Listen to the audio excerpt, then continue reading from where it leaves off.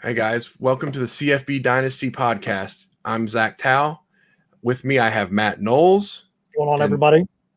And owner and creator of CFB Dynasty, Brian McElfresh.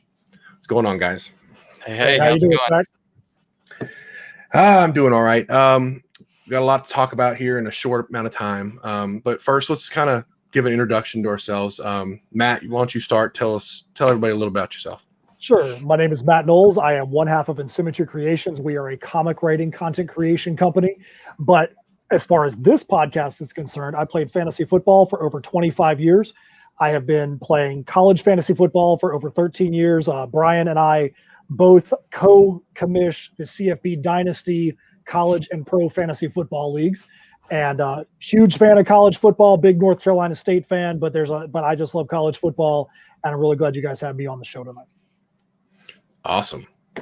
You guys know each other for a while, but Brian, why don't you tell a little bit about CFB Dynasty and how you got it started? Yeah, sure. So in addition to CFB Dynasty, I own and run a digital marketing agency called Searchalytics, and that's been a big part of my background. In addition to college football, I was born in Gainesville, big Gator fan. CFB Dynasty was kind of born out of need. Like Matt said, he and I have run this league for about 13 years, and 6 years ago started this website to kind of help other people with all the information I was compiling anyways to help set my lineups and help draft college fantasy football players. So we've been providing that for 6 years, and this year we're doing something really cool with building out our own algorithm that's going to push out average or projected points per game for every player every week going into the season. So it's going to really help you in DFS, optimize your lineups. It's going to obviously help you in standard fantasy leagues, but it's going to be really cool. It's going to tie into weather and all kinds of stuff. We'll have more coming out about it as it gets completed, but it's in the works now. Yeah, you've talked with me behind the scenes about a lot of this stuff, and it's pretty impressive, the stuff that's coming. So stay tuned for all of that. I'm not going to reveal any of it, so don't worry about that. I guess a little bit about me real quick. I'm a huge college football fan. College fantasy football has been something I've been really passionate about for at least 10 years now. I remember in high school I would make like spreadsheet fantasy teams and leagues and everything and keep up with it by hand, and it was probably totally unnecessary, but that just showed you where my passion was. And Brian got a hold of me this past year, and really we kind of talked about it, and we decided this podcast was a good idea. So here we are. But with that, I want to go ahead and jump in. Let's go ahead and talk about our primetime performers this past season, our college fantasy football awards. We'll start with quarterback. Whichever one you goes first. Brian, you want to go first? Name your Sure. Way to start out with quarterback for me after saying I was from Gainesville, but I am gonna select Kyle Trask. No. Yes. So going into the season, I was one of the fools who was like, yeah, let's see Emory Jones a lot more, and that's what I wanted. But it was clear early on that him having what was a really weird off season to be the starter for the first time. He put in the work, and they were great. It was just a good collection with him and the receivers. But going into the fantasy season, so according to Fantrax, he had an average draft position of 112th and finished in the top 5. It'll be hard to find any better value than that. So aside from me being a Gainesville guy, the data kind of led me to Trask also. Yeah, there's definitely nothing wrong with that pick. Matt, who you got? So in a lot of these categories tonight, I'm going to be the one that's going to play the straight man. I'm going to take some of the obvious people that are out there. Mac Jones coming into this season with the names that have come out of Alabama. When you're talking about Jalen Hurts and Tua Tagovailoa, Mac Jones had a lot less talk about him than the two guys that preceded him. And all he did was have, by a mile, the most fantasy points in college fantasy football this year. Don't normally expect that an Alabama quarterback is going to be the player that's going to lead your team to victory in fantasy points. And he just did so well this year. It was very difficult to not give him the top honors as far as I'm concerned. Again, there's nothing wrong with that either. And my pick is a little bit different, but as far as fantasy is concerned, I know all the teams that had him were darn good. Malik Willis from Liberty. And I know it's kind of the contrarian pick, but man, he did it running, throwing, whatever. He was just that guy. You look for that dual threat every year. He kind of was it this year because Mac Jones, he's not running anywhere. Kyle Trask could run, but that's not what he did best. So that was kind of my contrarian pick, but I think it was fair to say. So yeah, I don't think it's contrarian at all. Really, if you look at the data for last year, not everyone played 12 games. It was a weird season where some people played 8, some teams played 6, blah blah blah. Mm-hmm. Malik Willis had the most points per game outside of Dustin Crum, according to this Fantrax data that I'm looking at here. Right. Dustin Crum averaged 37.7 points per game. He only played a handful of games, but Malik Willis played a ton more games and averaged 35 points a game. A little bit higher than Trask, and Trask was a little bit higher than Mac Jones. But yeah, all 3 good picks, key guys to have on your college fantasy football roster last year. And I'm pretty sure everybody probably knows this, but what we're saying is we're not saying the best player. We're saying the best fantasy player. Yeah. I don't think Malik Willis is better than those other 2 guys. I just think that if you're looking at stats and what he did for your fantasy team, I think he was fantastic. Yeah, for sure. And going into the year, obviously Justin Fields was a big target. Sam Howell, Sam Ellinger, Spencer Rattler, Trevor Lawrence. But all 3 of the guys we mentioned outscored these guys, and you could draft them a lot further down. And another one, Zach Wilson, who certainly needs to be mentioned as someone who you could have got really good value in. And those are people to kind of pick out. And there are certain things that you can look at too to kind of spot trends here. When you look at Malik Willis's coach, Kyle Trask coach, Alabama as just a juggernaut. Juggernaut, and Tua's really changed the game for them as they transitioned over from a running offense to a passing offense. And those are some of the things that you can kind of pick out and observe as you look into ranking players or finding diamonds in the rough for 2021. Well, I think too, I'm glad you brought up Zach Wilson. I think he probably had one of the most interesting seasons in 2020 because if you look at the ACC or the SEC, a lot of the conferences were like, hey, we're going to play conference-only schedules. BYU being an independent, their schedule changed so often that as a quarterback, you want to go and prepare for the team that you're going to be playing. And they had teams that were getting added onto their schedule. They played Coastal Carolina on 2 or 3 days notice. And the kind of things that he would have to do to prepare for his schedule changing when their season started, they had basically a trash schedule. They just had 7 teams. They just found whoever they could get as opponents. And by the end of the season, they were making changes to their schedule in mid-October. For him to be able to put up the kind of numbers he did where he had no clue who he was going to be playing week to week was very impressive. Totally. I'm glad you brought that up. And this is a topic for another day, but I want to kind of just mention it. We make these colleges make schedules 5-10 years in advance when BYU and Coastal decided they'd play in less than a week.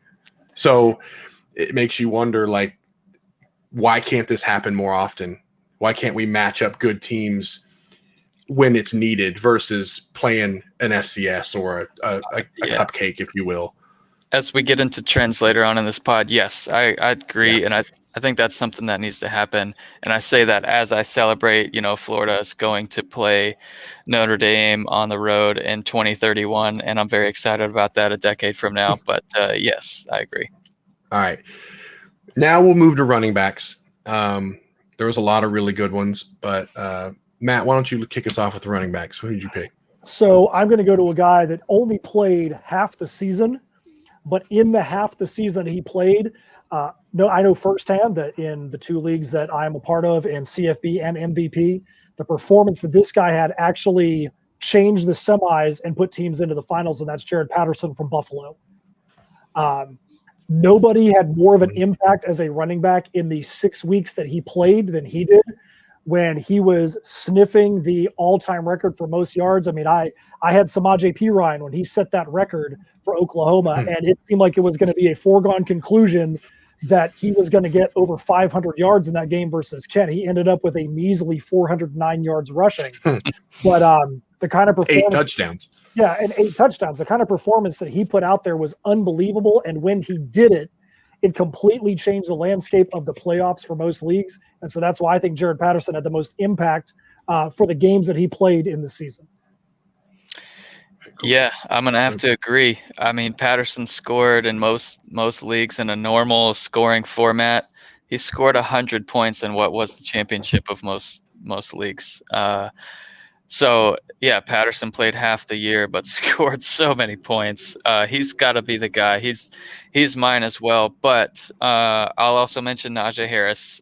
He was one that going into the year I thought was a really interesting player. Given the fact that, Tua's gone, will they run the ball more since they have Mac Jones coming in to start for the first time? The answer really wasn't no, it was yes and no. Their offense was amazing, so they did run it a lot more. Najee Harris had a great fantasy year. And then Muhammad Ibrahim came out on fire, and if you had him on your league or on your team, I think he was scoring 40 a game until the end of the year. So I'd have to go with Patterson for the reason of just, he was flat out amazing and won people titles if he was on your team in the championship. How about you, Zach? Yeah, I was leaning Najee Harris, but I want to mention Breece Hall for Iowa State. If you wanted a guy that was steady throughout the season, he's your guy. He probably won you or kept you in every matchup you were in. He scored at least once in every game. He ran for 1,500, almost 1,600 yards this season. I like the more steady performer throughout the season, like didn't have the real bad game. You can have the 300-yard game and then the 50-yard game to follow it. He didn't really have one of those. He had a couple where he dropped under 100 yards, but he still scored at least once. So, that's something you want in a running back. I don't know about you guys. I prefer all my performers to I can trust them week in, week out versus the boomer bust guy. Totally. It's nice to have the boomer bust guy because when he booms, he really booms, but the bust can kill you. You can lose because of him. You weren't losing because of Breece Hall. Just put it that way. Completely. All right. So that's running backs. We want to quickly jump to wide receivers. There's a bunch. There obviously the one that everybody's going to talk about here is Devontae Smith. Look, he was above everyone else, clearing away the best receiver. And if you guys want to talk about him some more, that's cool. I'm going to go ahead and lead off the receivers. I was torn picking this, but I went with Elijah Moore from Ole Miss. Now, he only played in 8 games, but he was second in the nation in receptions behind only Devontae Smith. I have to believe if he plays the full 12 games, he's going to be up there, probably passing Devontae Smith in receptions. And look, I just think that I like guys that get a lot of targets, get a lot of catches, do a lot of work with those targets, and he's my guy.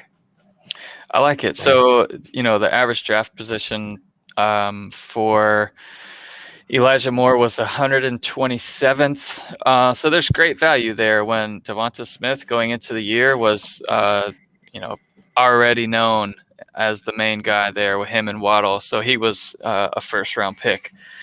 And then you have Jalen Darden, who I'll go with, who was ADP 56, averaged 34 points a game.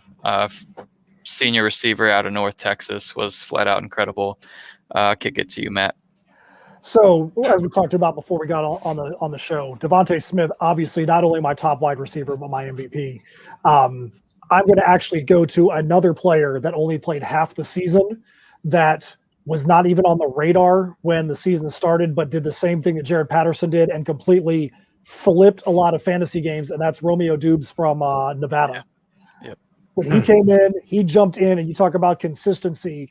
Over a 5-week span, he had 36 receptions and nearly 800 yards, split almost evenly across a 5-week span, with 9 touchdowns in there as well. If you had those two guys that came in mid-October and ended up on your roster, you were the terror of your leagues. And I know that the guys that had both of those guys in the leagues I was in were guys that were in the playoffs. So that's why I'm going to go with Romeo, just because he was the most influential player at that point. Not MVP for the year, but most influential wide receiver in the time that really mattered at the second half of the season. That's a really good point. I like the way you break it down, because we're talking about season, but like some seasons were shorter than others this year. And those weeks mattered a lot, especially come the end of the season when you were pushing for a playoffs, or maybe you were a 500 team midway through the season, and then you caught fire those last 5 weeks of the season and carried home a title. So I like that. I like that point of view. Honestly, I didn't really look at it that way, but that's the more you talk about it, I like it. So we've talked about our QB, running back, receivers, but if you had to pick, I'll be back up. In honor of the NCAA football game, EA coming out with the NCAA college football video game, if you had to pick your cover athlete, who is it? I would say absolutely. I'm kind of putting you on the spot, but go ahead. Absolutely, far and away, it's got to be Devontae Smith this year, because of how infrequently a wide receiver wins the Heisman and wins it in the way that he did. I mean, the guy was the MVP of the national championship game, and he only played a half. You know, he had so many times this year where he just went absolutely nuts and was at the top of his game, and you're like, well, surely he can't top that. Surely he can't top that. And to be the MVP of a national championship the year that it comes out, I think you kind of have to give it to him. Before you answer, Brian, I want to say this too. I don't hate the pick. I like it. But with the new the name, image, likeness rules coming out, it doesn't necessarily have to be somebody who's leaving. Yep. Right? Could it not be somebody we're looking toward next year as being that guy? Like in Madden, you know, okay, like Lamar Jackson wins the MVP and he's on the cover. I get it. But like they also have the benefit of him playing again next year. Whereas in the NCAA football game, it's usually the guy who leaves and then they can pay him. But if they were going to do it now and they can pay a current college kid to do it, does that change your decision? I think that's what's going to happen. I was going to say exactly the same thing. I think it'll be it's going to be difficult. I think it would obviously be Trevor Lawrence if he was coming back. So it doesn't have to be a guy that's still there. If you like Devontae Smith, that's cool. I wanted to throw that point out because I think that's something that's coming. No, I agree with that point. So I'd go with probably someone similar who is going to be in school, and you got a potential star running back out of Notre Dame, Kyron Williams, that I think they would give some love to, because you know the NCAA always loves giving love to Notre Dame. So I'll go with Kyron Williams as someone who, you know, could potentially be on the next cover. It wouldn't be like my personal favorite, but I have a lot of I'm putting myself on the spot too. I haven't really thought about this, to be totally upfront here.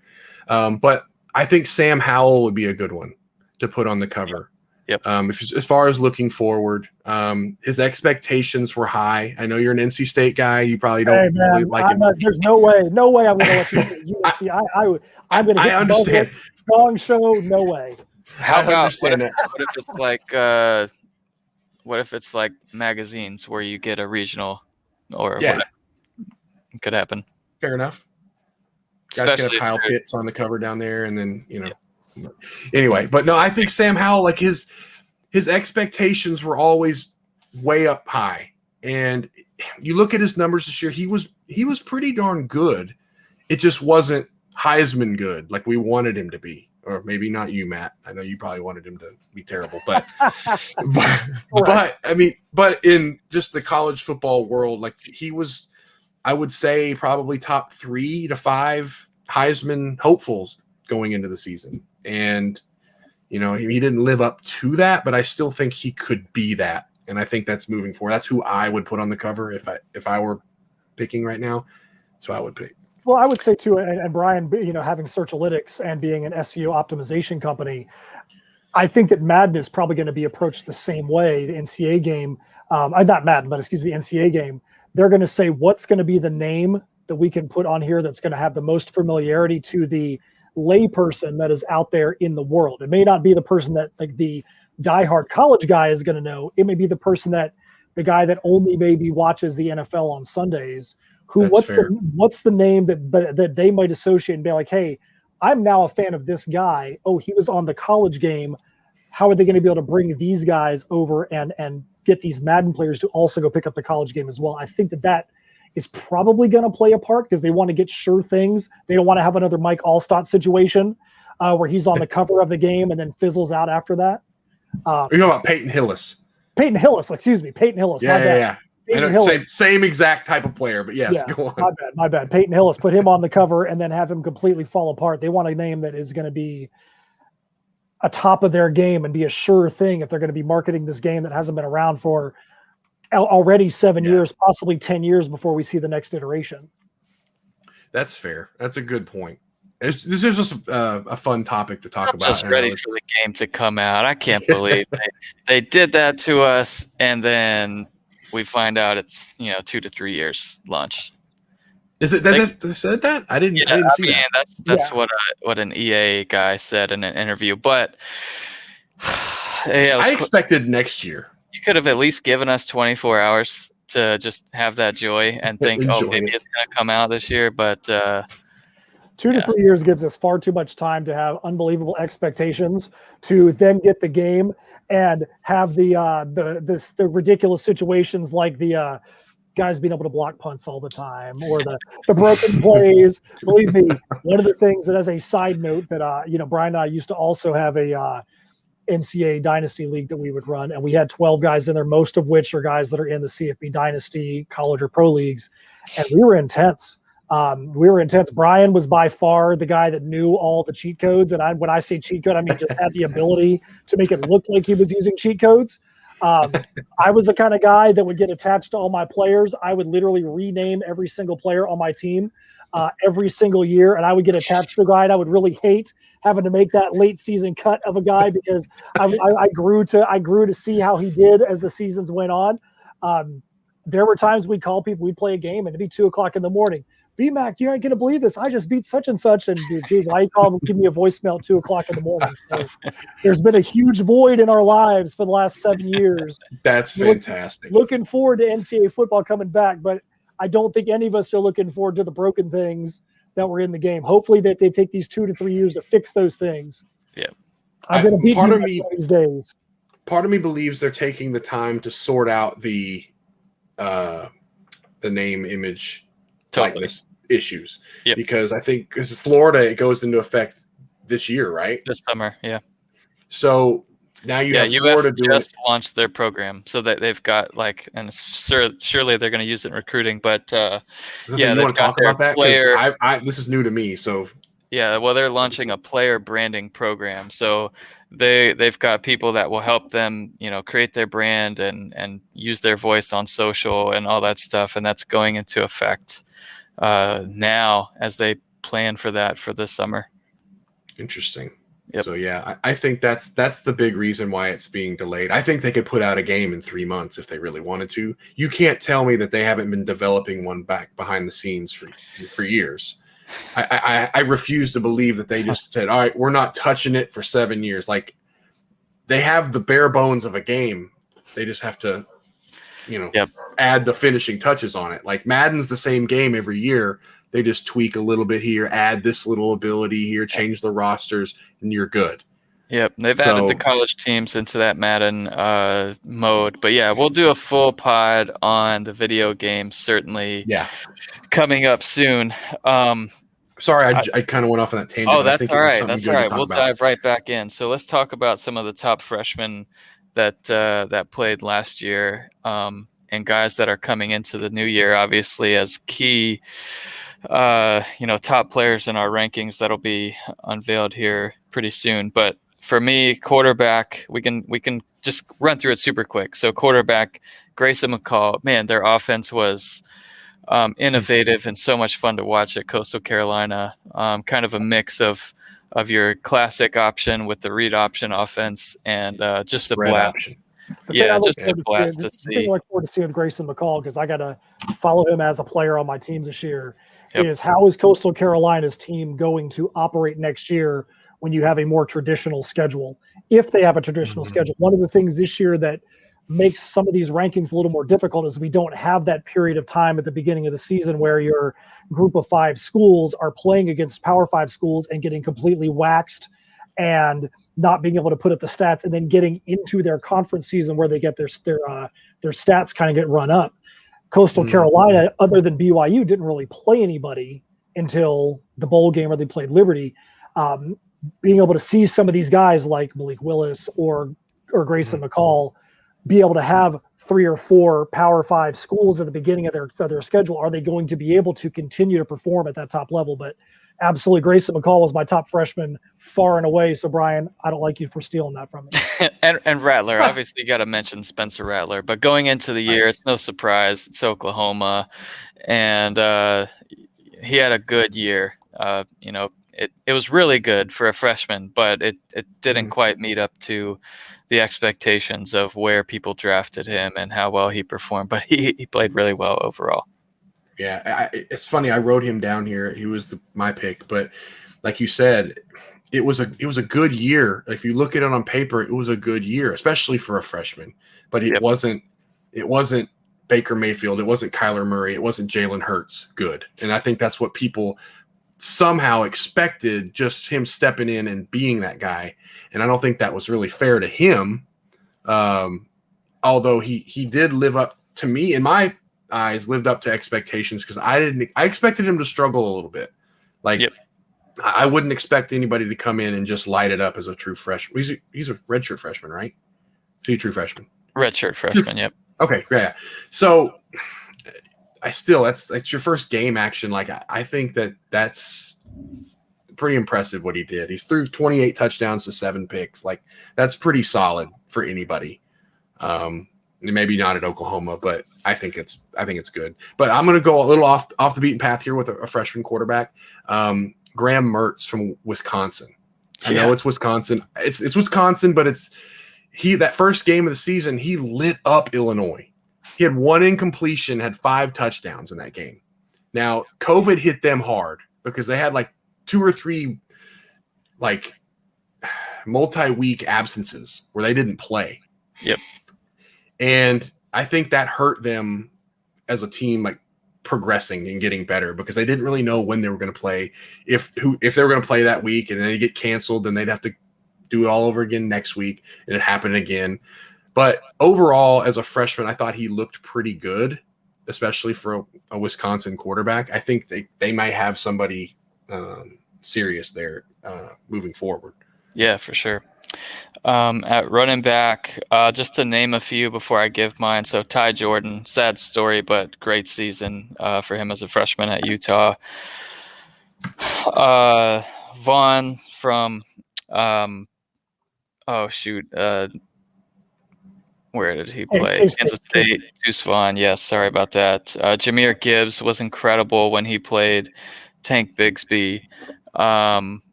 He'll be my pick. Tank Bigsby from Auburn was absolutely incredible and a beast. Did not look like a freshman.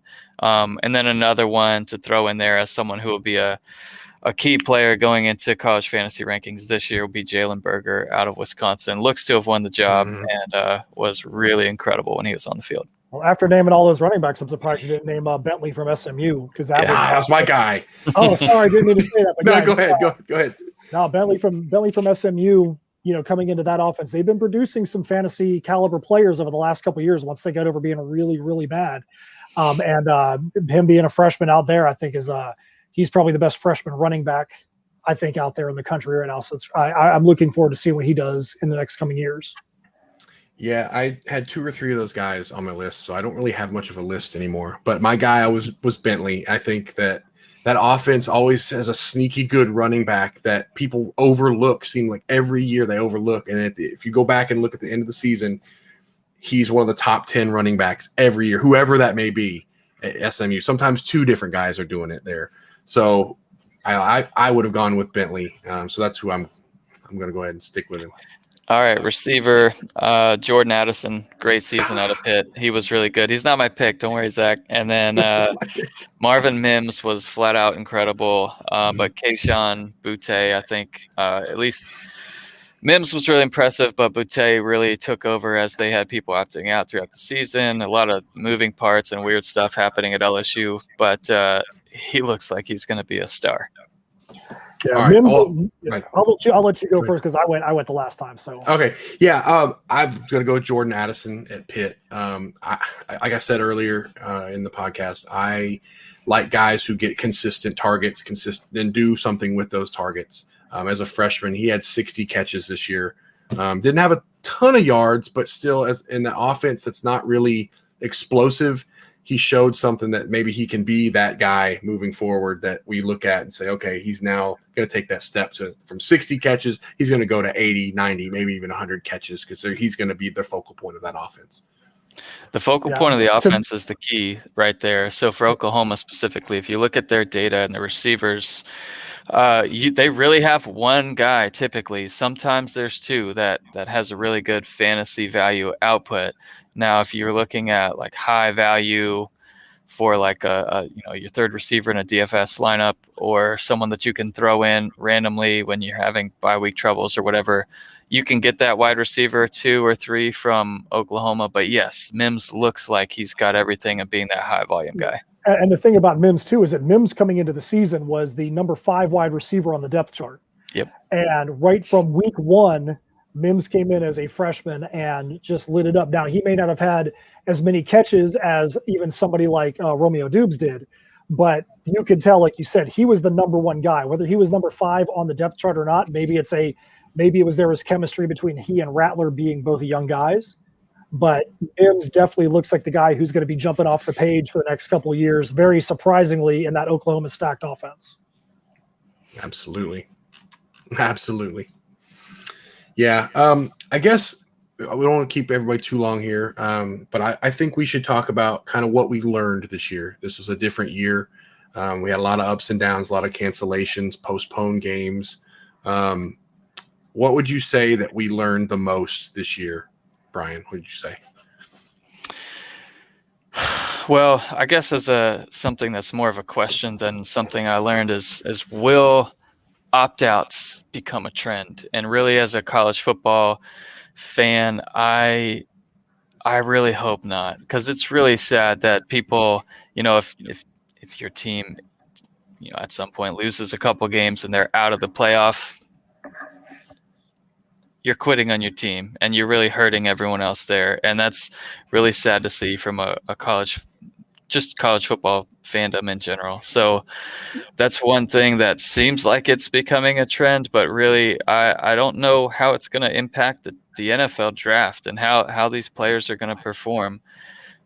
Seeing players just decide to sit out a year, like a Jamar Chase, who I've got in fantasy, and I hope he does well in the NFL. He's certainly going to be a high draft pick.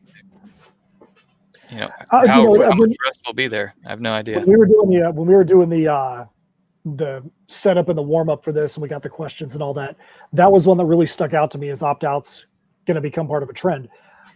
Opt-outs have already been a trend before this year. It just didn't have that name. You look at De'Aaron King. You know what? Houston's not going to be good, so I'm just gonna I'm going to sit out. I'm going to go transfer somewhere else because my team's not going to be that good this year. Bradley Chubb from NC State sat out the bowl game. A lot of guys will sit out their bowl game. They'll just say, hey, we're just going to sit out so I can go prepare for the NFL draft. I think that the bigger question is is, as commissioners in fantasy football leagues, how do we handle how opt-outs started to be a phrase for people opting out of COVID-19 reasons, and then it turned into every time somebody sits out is going to be called an opt-out. And I think that there's a big difference between a guy sitting out for health reasons or a guy sitting out to just, you know what, forget it, I just want to go prepare for the NFL draft.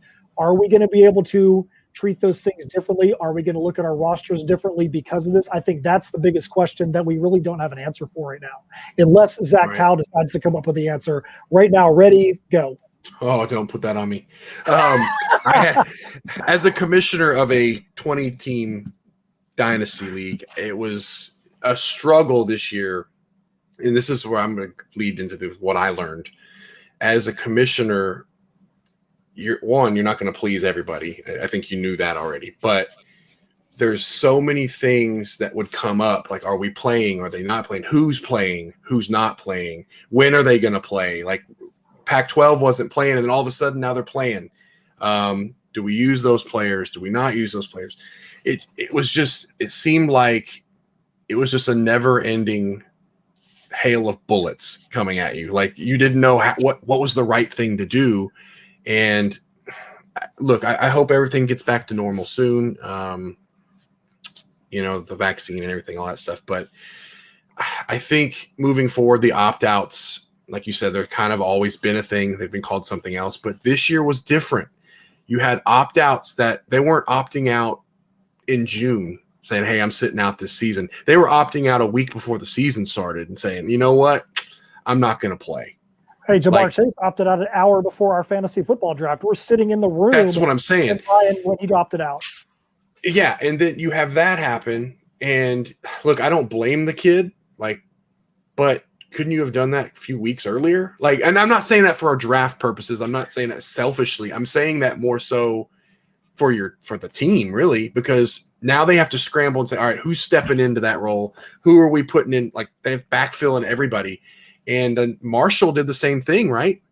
Yeah, he did. Midway through the season. Midway through the season, yeah. And I just wonder if this was just a special circumstance that they allowed people to do that. But I guess you can't not let them do it. You can't make them play, I suppose. But is it going to continue? Like, you know what, week 7, I don't think I'm going to play anymore. Boom. Yeah, or is it just going to be a bowl game thing? That combined with the transfer portal, man, it's just really rough. Like, you have players that just, seemingly the first sign of negativity, they just bounce. And I think that's a bad. I don't want to put that on people. Everybody's situation is different. And I always remind myself that, like, I might say, oh, he's had it tough. He's getting out while it's tough. He wants an easy path. But at the same time, you don't really know what's going through that kid's head. Like, he could be from Florida and he could be playing at Utah. And he's like, you know what? Like, I don't know anybody here. I don't really like this culture is just different here. Like, living in Utah is so much different. I miss being closer to home. And I don't ever want to put that on, like, oh, they're bailing on their team, but I know what happens, but I want to stay away from that. But as far as, man, like, moving forward, the draft is such a big part of those decisions. And I get it. If I were going to be a multimillionaire in a couple months, you know what? Maybe I probably don't play and get hurt. It'd be hard for me to play. But at the same time, you love playing, right? Like, that's why you're where you are. You have to love it to be where you are. And I think you saw that love and that for teams that really performed well, combined with senior leadership in a weird year where there wasn't a lot of practice, no spring for most teams at all. Weird fall. I really think that kind of showed. And that was another trend that I noticed this year in a weird year where there was less practice.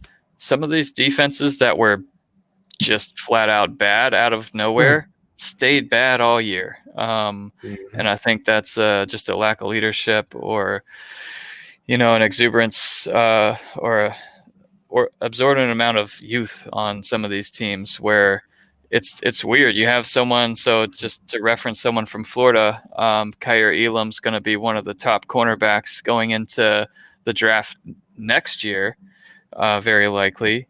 he hasn't played in spring yet. It's weird to say that he's going into his junior year. This will be his first spring, assuming they have it. Yeah. So that was another thing that I saw. Alabama had a terrible defensive game against Ole Miss, who was really good on offense all year, but they cleaned things up. Florida, on the other hand, didn't. And there's most teams out there that kind of had a worse than normal defense, and you kind of saw that in the NFL too. Right, I think Matt, one of if the you things got that, okay, go ahead. so one of the things that I learned, and if we take it back to the fantasy football side, is that, like we talked about before the broadcast, there were some guys that didn't want to play. They weren't sure if they wanted to play. For most people, it was just give us a way to be able to play the game. We've had a crappy year as it is, stuck in our houses. We can't go out and do anything. Find a way for there to be some normalcy. When we all heard that there was going to be games and nobody was going to be in the stands, in most cases, we're like, well, this is going to be weird. What's it going to be like if there's nobody in the stands? And we've seen it across college basketball, college football, pro football. It's the game is still the game. And when it comes back to fantasy football, it was, how can we make this work? Brian and I are very big, and Brian keyed a phrase a long time ago that I feel like is a key phrase for everybody that commissions any league. Never make a rule that specifically impacts one team negatively just for the sake of impacting them. Oh, Zach Tau's team is too good. We have to make a rule just to affect his team. Yeah. Make a rule that everybody has the opportunity to benefit from or have an issue with equally.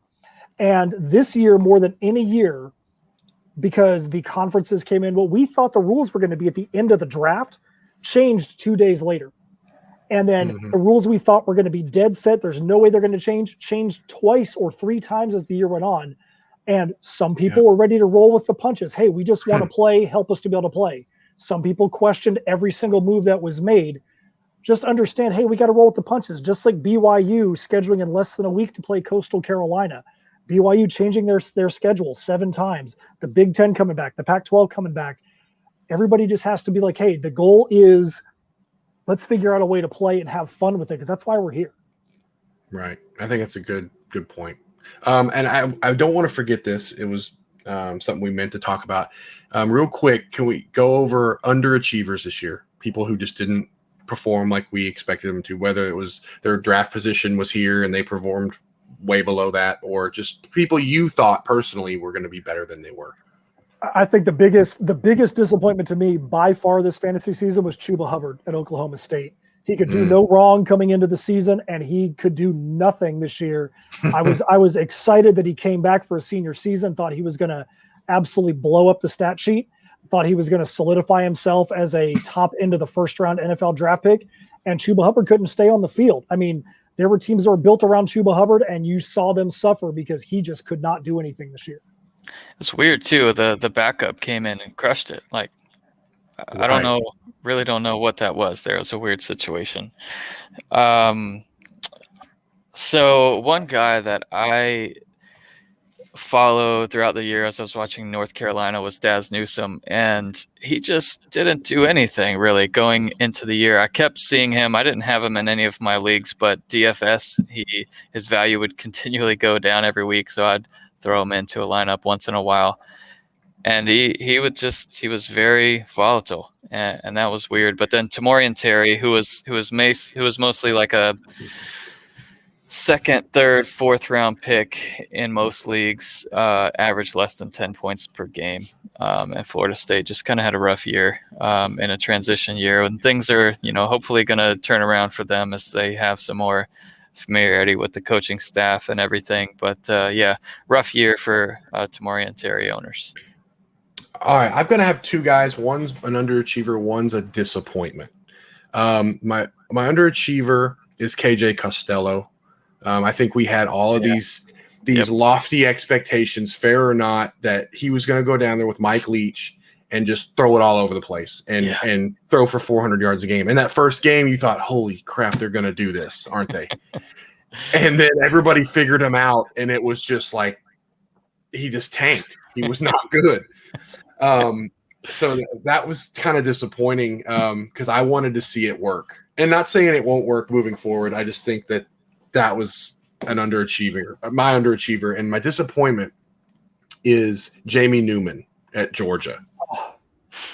Like that hype for that was so real. And I'm not even like, I look back at like his Wake Forest days and I'm thinking, man, this guy was good. But then like, we're hyping this guy up like he's Jalen Hurts. We're hyping this guy like he's Michael Vick. But anyway, Georgia needed a quarterback. They needed a spark. And him not playing really kind of cast a shadow over that team, because I think they really were counting on him this year. Well, and to dovetail that back into something Brian said earlier, who knows how these guys are going to perform that opted out. I don't know if you guys saw the Senior Bowl, but he was absolutely terrible in the Senior Bowl. He looked so uncomfortable in the Senior Bowl and wearing a Wake Forest helmet in the Senior Bowl, which I thought was very weird. After opting out as a Georgia quarterback, he wore a Wake Forest helmet in the Senior Bowl.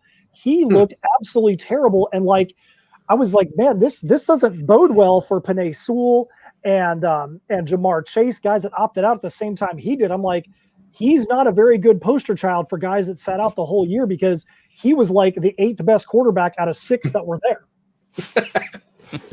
Yeah, and while we're on Georgia, they had to watch their former quarterback go to the national championship game, and Justin Fields. So that's a kind of a painful year for them.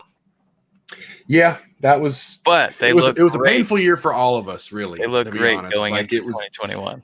The fact that we had college football, I think we just count our blessings and hope we can keep this thing going. Yeah. But I think that's all we got today. We've got plenty more podcasts coming up. I'm not sure when we'll do our next one. I would think in the next week or two, we'll probably put out another one. But until then, this is Zach, Matt, Brian. Good talking with you guys. Next time. Thanks. Later. Yep.